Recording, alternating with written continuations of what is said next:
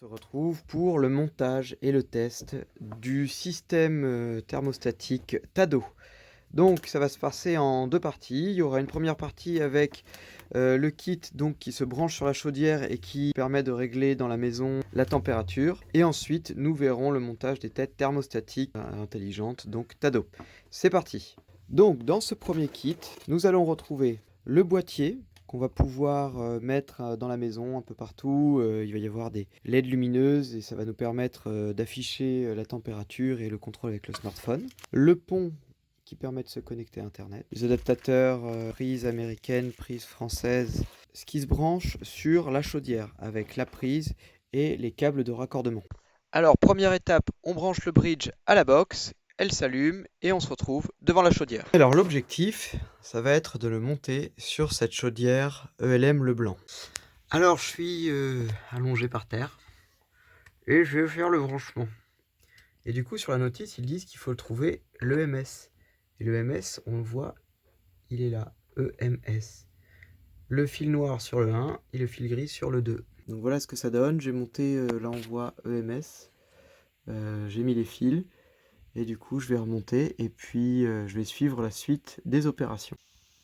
Et donc, dans mon cas, il va falloir utiliser la sortie analogue. Donc, le plus sur le plus et le moins sur le moins. Facile. Donc voilà, le moins va vers le moins et le plus va vers le plus. Parfait. Alors, c'en est fini pour cette partie. On referme et je vais visser la vis qui est ici. Là, j'allume la chaudière. Bonne nouvelle, elle démarre. Et le boîtier, petite lumière fixe. Alors je le fixerai au mur un peu plus tard.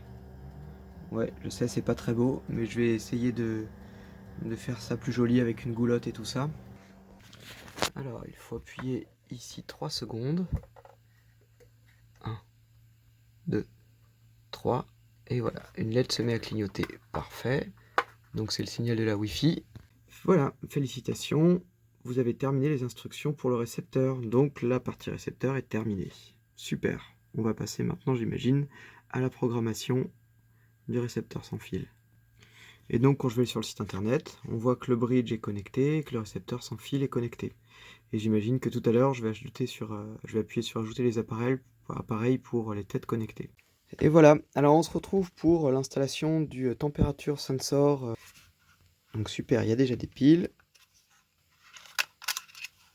Ah, il me dit hi.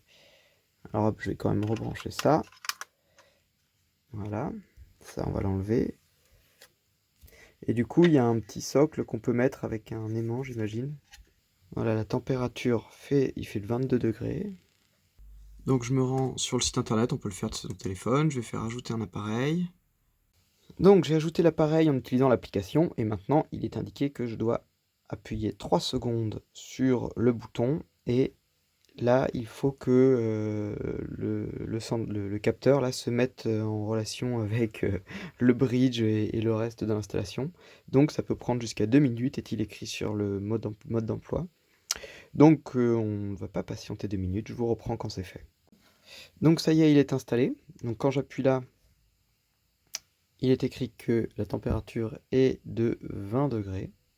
Donc j'imagine que je peux diminuer la température. Voilà, comme les autres capteurs, en fait, ils montrent que c'est terminé. Pour information, on peut soit le coller avec des bandes adhésives qui sont fournies là, soit en utilisant des vis. Donc voilà, et je l'ai installé dans l'application, et donc c'est assez pratique parce que maintenant, je peux contrôler de n'importe où dans le monde la température qu'il fait chez moi.